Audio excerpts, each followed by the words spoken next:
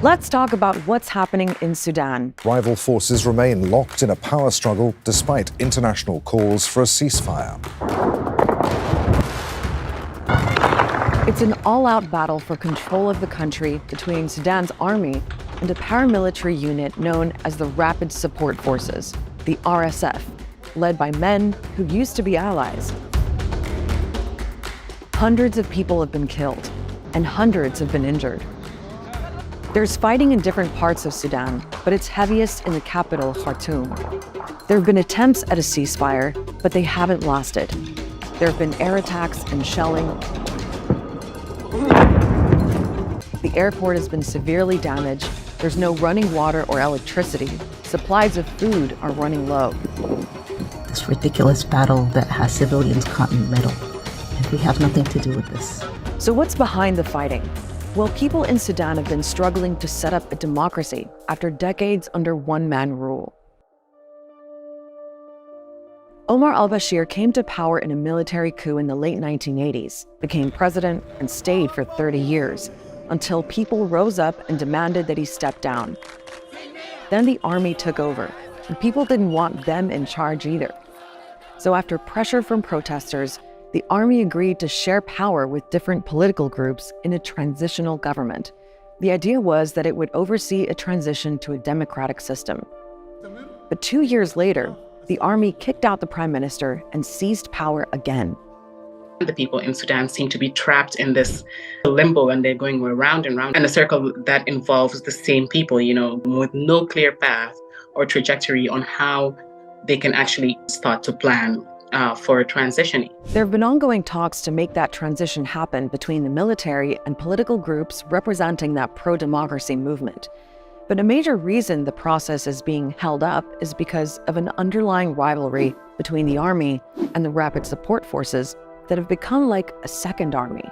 And many people see this as a personal rivalry between the army's leader, General Abdel Fattah al-Burhan, who's effectively the leader of the country, and the leader of the RSF, General Mohammed Hamdan Dagalo, widely known as Hemeti. The thing is, for years, both men were on the same side and had been since the war in Darfur. Hemeti led a militia at the time widely known as the Janjaweed, and they were used by al-Bashir's army to fight rebels in the region of Darfur. They were created to protect the upper echelon of the military and the senior commanders. They're accused of carrying out war crimes there, and al-Bashir actually got charged with committing genocide.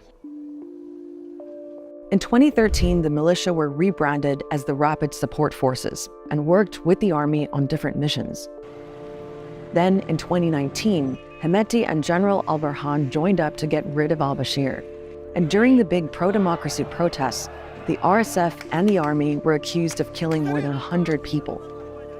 But since then, the RSF has been acting a lot more independently, and they've grown more powerful. They were able to establish vast investments around the country and outside the country, especially in the gold trade. These two main actors, the army and the Rapid Support Forces, were able to collude, now successfully for about 4 years to stay in power themselves, but there was always that core tension about who was the top dog between them. So that brings us to the fighting right now.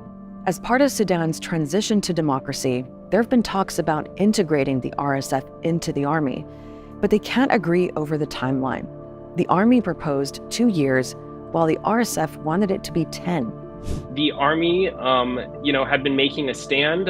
They realized that the Rapid Support Forces have been growing. The head, General Hemeti, has political ambitions himself, and I think there was a sense that if they did not somehow force the Rapid Support Forces to agree to integrate and to go under them, that this force would keep growing and grow out of the control of the formal military.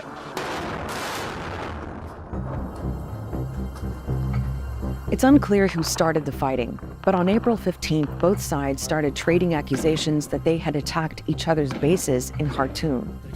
Then they fought to take control of the presidential palace, the airport, and the state TV channel.